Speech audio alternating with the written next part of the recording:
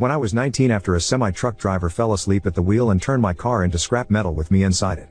I have enough metal holding me together that I light up like a Christmas tree for TSA and physically impaired with good days and bad days. I used a portion of my settlement check to buy a house outright and have it retrofit to accommodate my needs, as I'll eventually require a wheelchair.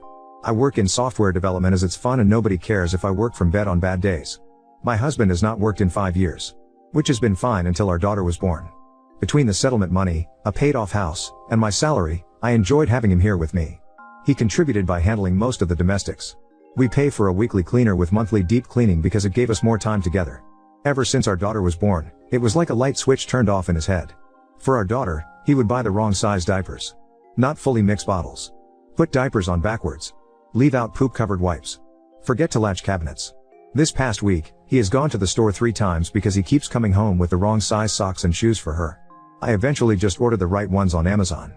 For me, he has tried to help me with my weekly pill organizer fill up and several times has spilled the contents of new medications all over the floor. Then, not seeing that he didn't get all of them off the floor. He has repeatedly brought me grapefruit juice to take my medications with, a huge no.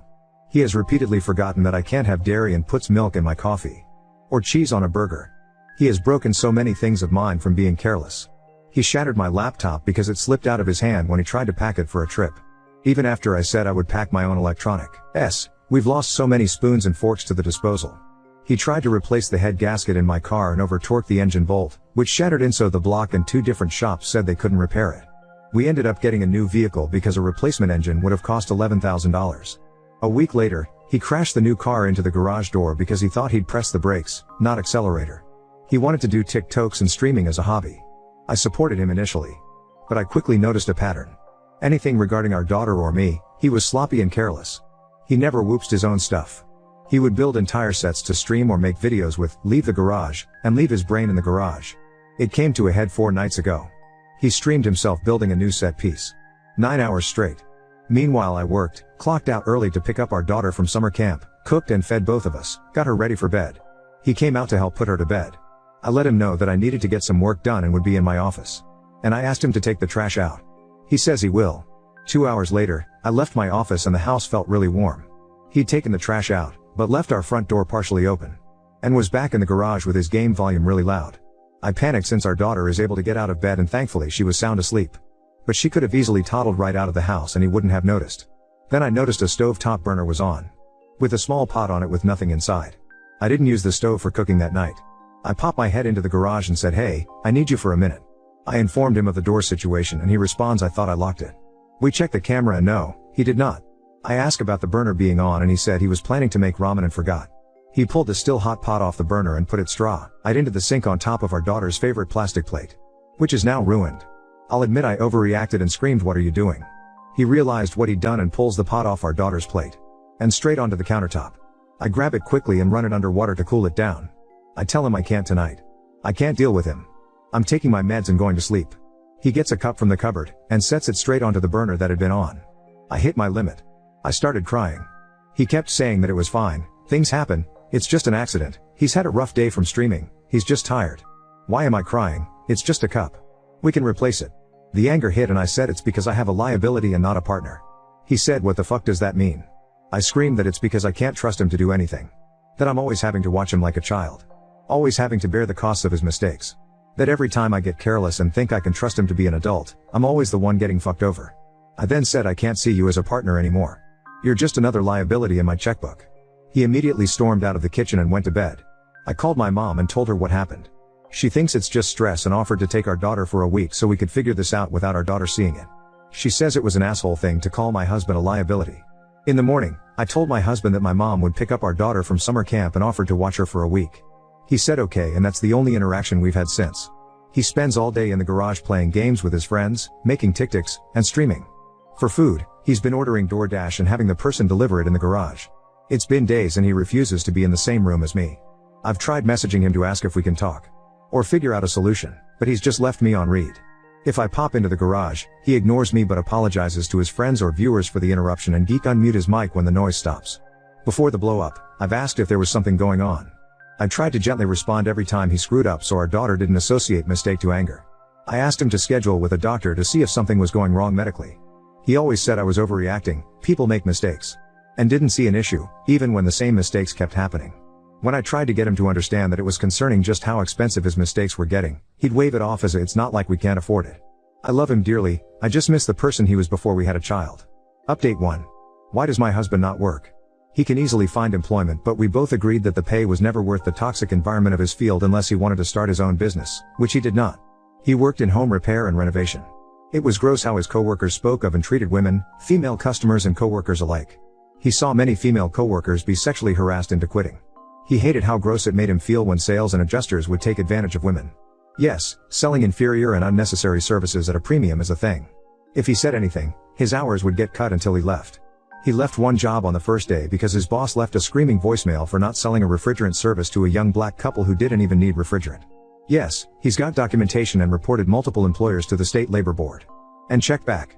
Nothing was ever done to our knowledge. He's also tried a factory job and a warehouse since leaving the trades. Both heavily penalized him for needing scheduled time off for my medical needs. There's no worker protection here for any of that until FMLA, unpaid, which takes AE, are to be eligible for. Yes. It is a privilege to walk away from a paying job with your middle fingers held high. I have done the same many times, but I'm happy where I'm at right now because it's the opposite of toxic. I'm thriving and our company has a no penalty, unlimited paid sick/medical leave policy that is strictly enforced at all levels of management. Any lead who penalizes people for taking leave gets sacked. A unicorn of a company. Add in a child and short of finding another unicorn employer who won't penalize him for needing time off for me or our daughter, such as when daycare closed for a week due to an RSV outbreak, puts him out of the workforce until either I stop working or our child old enough to not need consistent monitoring. Last reason for this dynamic is that although I'm disabled, my job pays almost double the highest salary he's ever had. With no reduction in pay for needing time off. It doesn't make financial sense for us to switch who the working partner is. 2. Does my husband have a large following or make money from streaming/TikTok? No. His lives have an average of 6 viewers. And his Twitch has 3 followers. When we did our taxes, he didn't get a $1,099 and he showed me that he'd got all of $6 from TikTok live gifts. Nothing from Twitch. His viewer counts are about the same as end of last year. 3.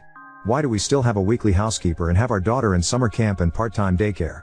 I hate the dynamic of one spouse working a single job for 40 hours a week while the other juggles simultaneous domestic duties, child rearing, care, enrichment, socialization, and essentially being on call 24/7. I would not want those expectations of me and couldn't fathom putting all of it on someone I love and cherish. If my husband did all of the activities and field trips that daycare did, his evenings and weekends would be taken up by domestic duties that I would physically struggle with assisting. The weekly housekeeper helps prevent cleaning paralysis, where small missed things pile up into unwieldy monster tasks and struggling with where to start. The monthly deep clean and organization has been a world of self-care as we navigated to having an infant and the transition from infant to toddler. 4. The allowance thing. Yes. I wanted a dynamic where my husband had his own money even if he was not working a paying job. Maybe I've been on social media too long, but I've read so many stories of non-working spouses, albeit mostly women, being financially abused or unable to leave marriages because they did not have access to money they could save up in private. Should I have stopped it sooner when our dynamic became too unbalanced? Yes. I own that. 5. As for what happens if/when we divorce, the house and settlement balance is in a trust completely separated and as far as my lawyer can tell, out of his reach.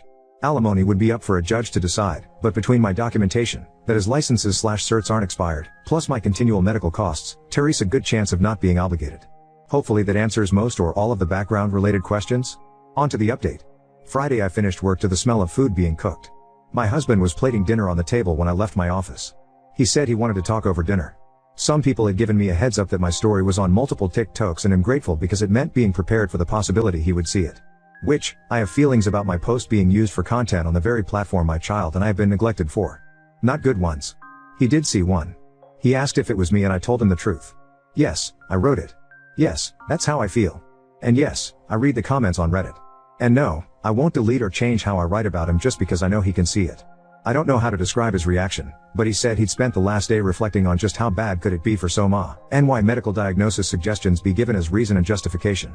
He did say that he's not ADHD. His mom was addicted to opioids and Ritalin when he was a kid and she tried to get numerous doctors to have him diagnosed ADHD.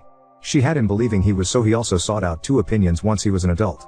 He didn't learn about her addiction until his mid-20s. He did seek therapy once he was aware that his mom was trying to use him for pills. He said he was willing to see a psychiatrist one more time, but he doesn't think he's ADHD or autistic at all. He does think he might be depressed though. If not depressed, he will ask about some of the other medical suggestions if it will ease my worry or rule out a major problem. He did sound genuine in this, but something he said is sticking with me. He said it jokingly and apologized as soon as he saw the hurt in my eyes. That everyone saying there's something wrong in his brain must be onto something since he chose to love and marry someone medically fragile, knowing our life together would be anything but normal. He did also admit that the night he'd left the door open, the pot on, ruined our child's favorite dish, and a cup, he drank a little too much on his stream. And would monitor that more closely.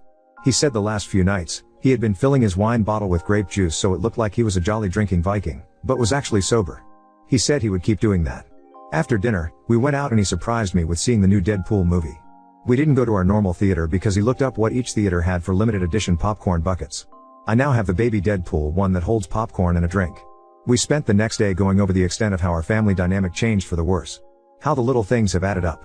How I see change as a part of an apology. If you verbally apologize but repeatedly do the same thing, the apology words are worthless, to me. And that he didn't recognize just how frequently he was making the same/similar oopsies. Sunday, we spent talking over short and long term. What needs to change immediately, him scheduling his own doctor appointments. Timelines for expectations. He agreed that replacing or fixing things he caused will no longer come out of our expense account.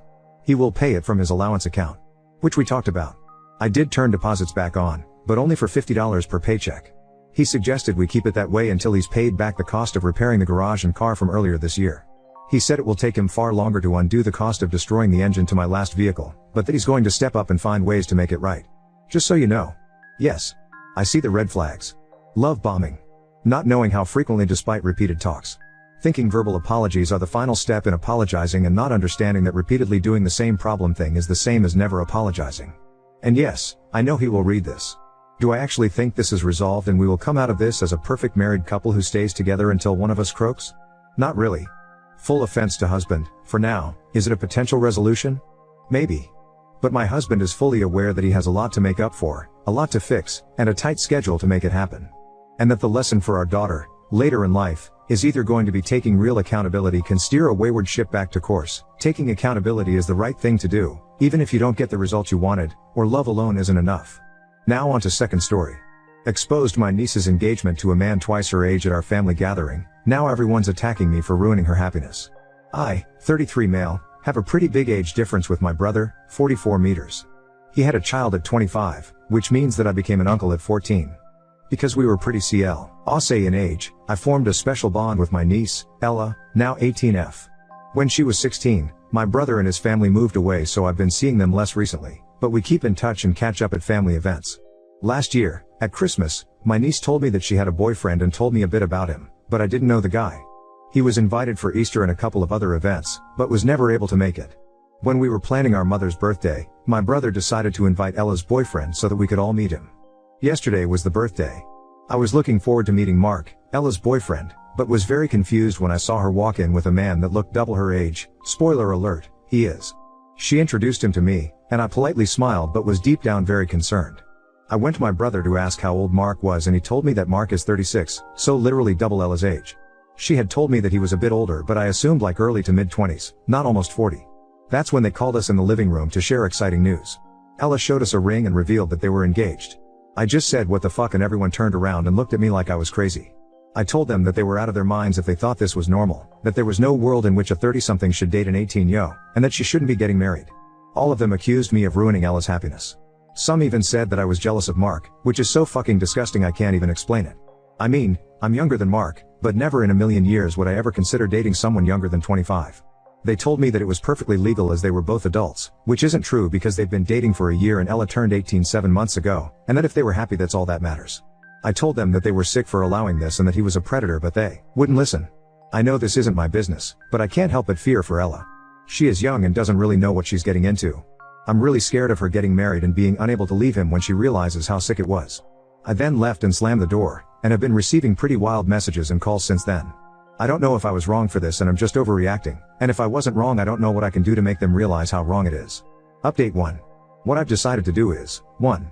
Apologize to her. I sent her a text saying I was sorry for my outburst and that I should have thought it through beforehand. I told her that I never wanted to make her feel like I didn't want her to be happy, and that I loved her very much and had her best interests in mind. 2. Ask her if we could talk about this. I asked if she would be okay and free to hang out and maybe get coffee this week to talk about all of this with a clear head. I really want to try and get her to see why it's weird and that maybe marrying him is not a great choice. 3. Explain myself to my brother. I sent him a text saying that I was sorry for the way I said it, but that I still thought that it needed to be said. I explained to him why I think Mark is a predator and this relationship could have a very negative and damaging impact on Ella. I'm still waiting on their replies. I'll update when they reply, or when I see Ella, if she accepts, depending on how long it would take. In the meantime, I really want to thank everyone who gave me advice and was constructive, and really tried to help my niece out of this situation. Update 2. Ella replied and told me she agreed to meet with me and talk. I just came back from seeing her. Here's how it went. She asked me what I wanted to tell her and I started explaining that I didn't think her relationship was very healthy, and that no older guy should want to date a teenager. I told her that she was an incredible wom, and so I wasn't saying it was weird that someone would want to marry her, but that guys my age normally shouldn't even look at a teenager. She wasn't convinced and said that sometimes it's true but sometimes it's okay. I asked her how she would feel if I told her that someone born today could be her future partner, and she said it felt really weird. I also asked her if she would consider dating someone younger than 15, and she said no. I could see her starting to realize that Mark maybe didn't have the best intentions. I also asked her if she knew about his previous relationship, and she said vaguely and just told me the girl's name. I asked her if she knew how old the girl was and she said she was 21. I also asked her if she knew that their relationships overlapped and she said that Mark always told her he was single since they met, but she kind of felt like that wasn't true. I told her that since his previous girlfriend was also significantly younger it seemed like he had a thing for younger girls, which is kind of weird. After discussing that, she told me a bit more about her relationship. She told me she was starting to feel weird about it because of Mark's recent behavior. I asked what she meant and she said that he had been flirting with a lot of girls, who were all also younger, including some of Ella's friends. When she confronted him he sort of gaslit her into thinking it wasn't flirting. He was also making a lot of comments about having children with Ella and how cute it would be to see her raise them. She told me she was absolutely not ready for that and also wanted to go to college and work and not be a som. Because of all of that she was doubting her relationship and I told her that I understood. She said she was scared of breaking up with him because he had become her whole life recently and she didn't know what she would do without him. I told her that she was surrounded by people who loved her and would be there for her, and that she was a lot more than just Mark's girlfriend. I said that she knew my opinion on it, but that ultimately the choice was hers, and that I just wanted her to be happy. I also said I would be there for her no matter what. She told me that she will try to break up with him this week, and she'll let me know how it goes. I'll edit this post if I have more info. Also, again, thank you to everyone who gave advice and tried to help us. I really appreciate it. Edit. Okay, so I just want to say, some people in the comments seem to think that this is fake, and you know what, I can understand.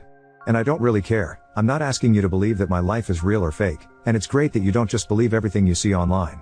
But I just want to say this, there are hundreds of people on here or elsewhere that share similar stories.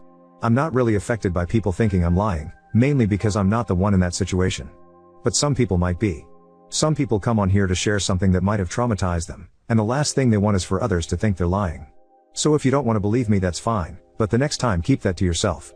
It's fine to not believe something, but you don't have to say it, because it might make other people feel really bad.